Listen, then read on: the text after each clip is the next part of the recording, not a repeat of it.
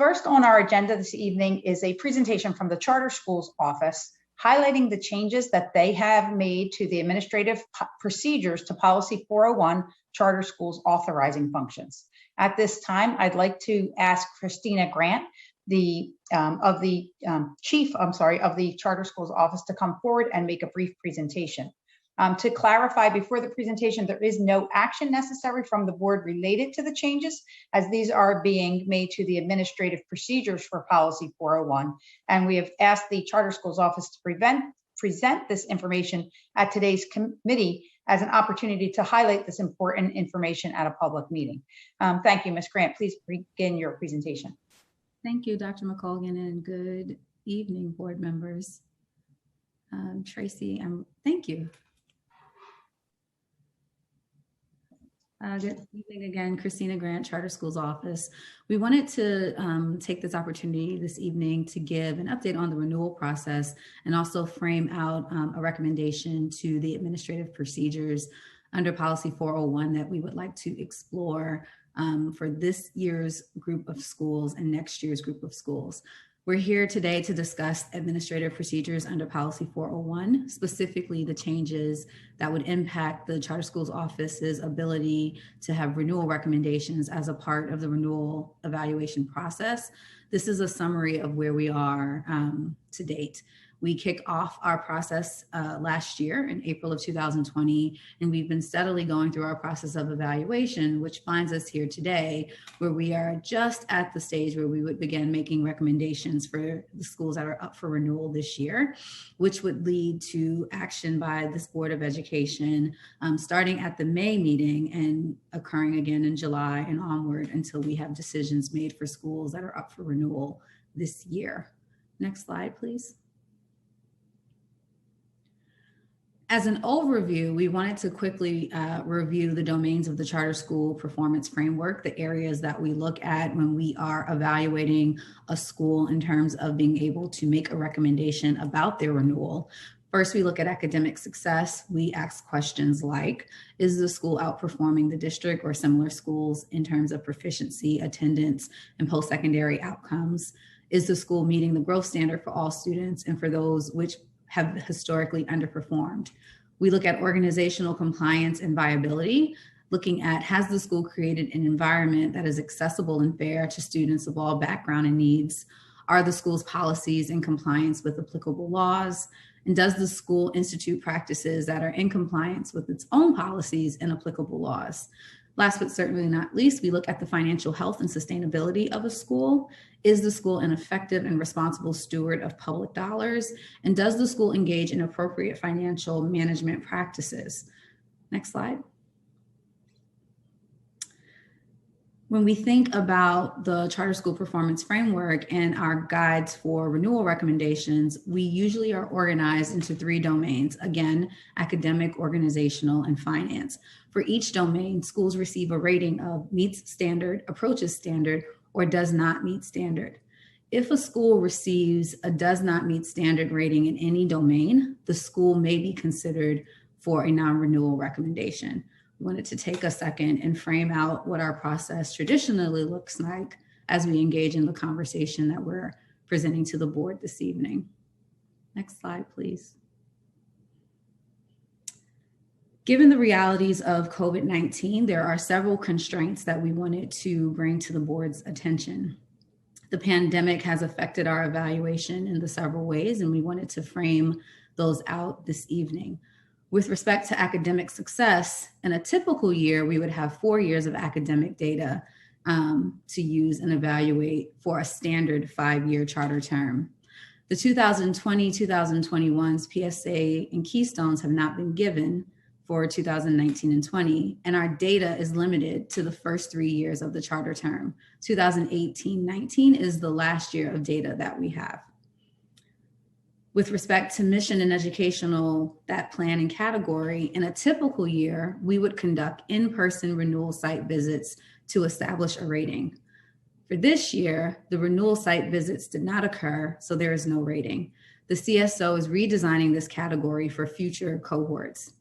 With respect to financial management, In a typical year, the Office of Auditing Services would conduct in-person financial reviews and a special education file review of all renewal schools and issue findings regarding financial management, including enrollment audits. This year, OAS has not concluded and finalized all of its reviews in the renewal cohort, so there will be no ratings within the financial management category. The domain ratings we will have this year will be based on financial health only. Next slide, please, sorry. Given all of that, we are proposing an adjustment for COVID-19 as it impacts the renewal decisions that we would make. The board, through Policy 401, has directed the CSO to use the Charter School Performance Framework to evaluate performance during the charter term when a school applies for renewal. The pandemic has significantly impacted school operations and the availability of data. These circumstances necessitate an adjustment to the CSO's approach to renewal recommendations for the 2020-21 and 2021-22 renewal cohorts. Through modifications to the administrative procedures under Policy 401, the CSO may take into account the impact of COVID-19 on charter school data availability when making renewal recommendations solely for the 2020-21 and 2021-22 renewal cohorts. And it will look as follows. Next slide, please. For schools that were to receive a 5-year recommendation with or without conditions, we will be making recommendations that would hold the same. The school would receive a 5-year renewal recommendation with or without conditions. Next part, Tracy. For schools that would have received a 1-year renewal with conditions that may have included a surrender, we will be exploring a 5-year renewal with surrender conditions that would be reviewed and reported on by the CSO at year 3 and year 5 of the 5-year renewal term. For schools that would have either faced surrender this year or received a non-renewal recommendation, we will be exploring a 5-year renewal term with annual surrender conditions. And we also potentially will still explore a surrender or non-renewal. We wanted to frame out the different types of recommendations that the CSO will be making as we seek to apply this COVID-19 modification. Next slide. The impact of changes are that the schools will still be held accountable. We're making these changes because all schools are working through a once-in-a-lifetime event that has disrupted all facets of public education. The magnitude of the operational impacts on schools and the learning impacts on students are yet to be fully understood. The CSO feels that our proposed approach is the only reasonable approach given the context. Will we still use the Charter School Performance Framework? Yes. All schools will still be held to rigorous standards, and the CSO will continue to publish annual charter evaluations for every school. How can the public learn more about the CSO's evaluation for the 2020-21 renewal cohort? With the updated approach in place, the CSO will be finalizing renewal recommendation reports. ACE renewals will be published, and they will be on our website in the coming weeks. I think that that's the last slide, Tracy. Thank you. Okay, thank you, Ms. Grant. And I don't know, again, we don't have any action on this, but I wanted to see if anyone had any clarifying questions before we move on to our review of the policies. Ms. Fix-Lopez, I see your hand up. Is that for? Yeah, I just wanted to clarify 2 things. One, you said, is it possible to bring the slides back up, or if we can bring those back up? There was the part where you had talked about that this would apply to the 2021-2022 renewal cohorts. Can you bring that slide up? I just want to make sure I had that right. So first, I want to make sure I understand which cohorts you're recommending that it applies to. Yeah, right before that, I think. Yep. Okay. It will apply to the schools that are up for renewal this year and Mhm. schools that are up for renewal next year. So if I were in renewal cohort 22, 23, right? If We're I not- were in that and I come though, what happens then? Because we're still missing 2 years of data. We would have to reevaluate and see where we are at that time. Okay. At this point, PDE has issued guidance on administering PSSA data, and we are hopeful that we will be in the process of re-administering all assessments that would allow us to have data that would allow us to run the traditional process of the implementation of the charter school performance framework. So we're If not, so I just want to clarify that we're not giving charter schools the opportunity for the next window. If you think about, cohorts out 4, 5, 6 years that, there's lack of data for these 2 years. This No. is applying just to these 2 years of cohorts. That is correct. Okay. And then my other clarification question was, and I think it's 2 slides forward, where you talk about the 3, like what it is now, the strict versus COVID-19. Yeah, this one. Can you go the whole way down to the bottom? Okay. So I understand you're saying, like, right now, if your recommendation in a normal world would be 5-year renewal, it will still be 5-year renewal. If your That's correct. recommendation in a normal world were 1 year, it would be 5-year, but we're going to look at them at 2 times instead of waiting until the end of the 5 years. That is Is that right? correct. That is So correct. meaning in year 3, like let's say they were issued the renewal at 5 years with a surrender clause and certain conditions. At year 3, if they hadn't been met, then they could be asked to surrender. That is correct. Okay. And then the last one for the red part at the bottom, if you were recommending a surrender in normal world, what you would recommend in COVID world is they get a 5-year renewal, but every single year they be essentially reviewed to see if they've met those conditions and could potentially surrender. That is correct. So if you were in the red school and you got that 5-year renewal, that means that there's 5 potential points within that 5 years that you'll be reviewed to look at potential surrender. Surrender or condition. So there may be, each year may just have conditions. The first year may have conditions with the surrender clause. The second year may have conditions. Essentially, we are calling out that every single year there will be conditions, and we will be reporting back to the board on where the school stands with respect to those conditions. And depending on the compliance to the condition or not, it could trigger the surrender of the charter at any point over the next 5 years. Okay. Sounds good. Thank you. Thank you. Joyce, do you have a question on that same thing? Because I was going to ask Yes. a clarifying question on that. Yeah, on the, can Go you go ahead. back to that slide? Yeah, keep that slide up, please.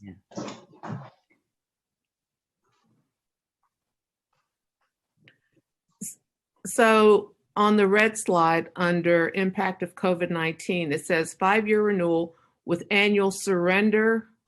Is it surrender or conditions?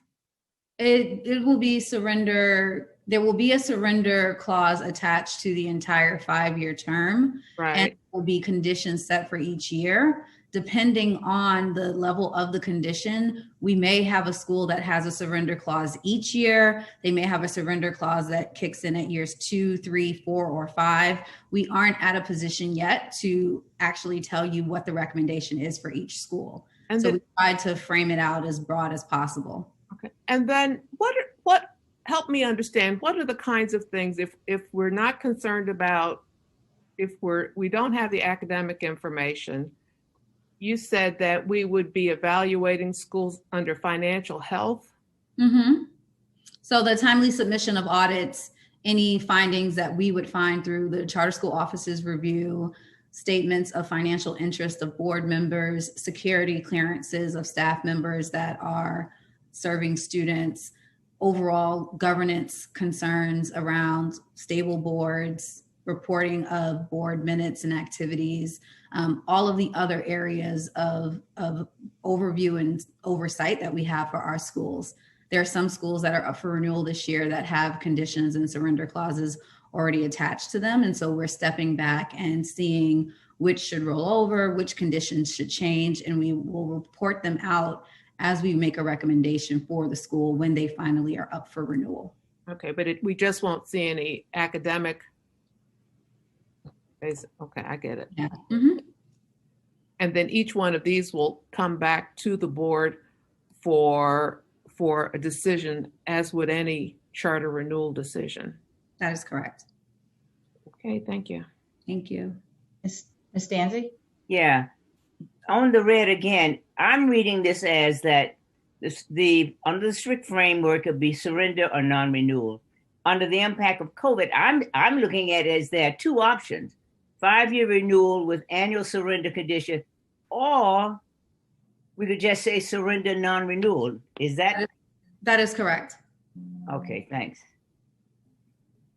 And I think that kind of ties into my question, because it's the red that I'm concerned about as well. If these are schools, and I get that we don't want to add more trauma, we want to get kids back in schools in person as soon as possible. So I get that we want to do something, but I'm just a little concerned about, that it's a 5-year renewal, even with those clauses. And I'm not sure, I don't understand why we're not doing just like a 1-year renewal so that we fully reevaluate it next year.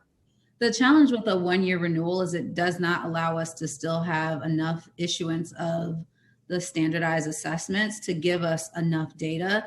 We would find ourselves a year from now recommending another 1-year renewal. We know that it will take at least 2 years of assessments to be run in traditional fashion to collect data to then apply the academic performance side of the framework, so we could compare school performance to district schools, similar schools, and look at overall growth of schools. And so that is why we are attempting to avoid the 1-year recommendation. And then if you truly see something very egregious in those schools, we're not going to go down that pathway, I hope. I mean, because the slide is making it seem like everybody's kind of getting a pass this year. Oh no, it's going to be a lot more oversight for all of the schools. And the Board of Education always has the right to revoke a charter in the event that something truly egregious occurred during any time of a charter's timeline. We haven't found ourselves there in quite some time, but we are working to ensure that we're going to do our due diligence of oversight while we navigate ourselves out of the global pandemic. Right. So this it's not sort of like an automatic that the schools in this cohort are going to go down that path. We'll still be doing an evaluation this year to determine if they're going to stay on that track. And so when you see schools that are up for renewal next year, you will also hear us report back on how the schools that have annual conditions and surrender clauses, we will also be reporting back on how those schools are doing at the same time. And what if a school doesn't agree to the surrender clauses that we would otherwise be non-renewing? Then We what? will cross that road when we get to it. Okay, Ms. Ahia Hinton. Just as a point, Ms. Grant, just as a point of clarification, for the same slide that we don't have to pull the slide up, but for the same slide, the difference between the second intervention versus the third is that they would be monitored at the 3 and 5 year plan versus an annual review. That's what the difference we have certain is. schools that, we have certain schools that if tests were running, we'd be making very different decisions. We want to avoid giving them a 1-year recommendation because we'll find ourselves putting those schools up for renewal again next year. And so instead, we want to do a 5-year recommendation and then do a step back at year 3 and a step back at year 5, because again, 2 years of testing data will allow us to make different recommendations. So then that means that, I know you guys are always monitoring and assessing, but then this means that this increases the level of vigilance, I would think. Yeah. Okay. Yeah, next year is going to be a busy year. We have 23 schools up for renewal next year, and we have 13 schools up for renewal this year. All right. And Ms. Sally? Thank you and good afternoon. Just a quick question, Ms. Grant. I'm wondering if you've had the opportunity to look at what other charter school systems are doing as a result of the pandemic and how they are evaluating, and if there's specific best practices that you've been able to incorporate into this policy based on, I'm going to say, quote, your peer group across the country. Thank you. Good afternoon, Sally. And yes, we've stepped back with the National Association of Charter School Authorizers and our peer authorizers both within PA and across the tri-state area. And, you know, the limits of our law are the limits of our law. Other jurisdictions have 1 year, 2 year, 4 year renewals. Their authorizers can apply very different processes. For us, we've taken that guidance, and that is essentially where we came up with the concept of a 5-year renewal with specific conditions and then surrenders tied at different points. It's the best way to apply a practice that would get us enough academic data and then also acknowledge the limitations of our law, and then also acknowledge that we want to be able to hold schools accountable as we navigate ourselves forward. And so we actually have stepped back and touched base with lots of other authorizers. And it is, to your point, a challenge that many authorizers are facing. Thank you. Thank you. Okay. I don't see any other hands raised. So we are going to move forward to the review of our policies on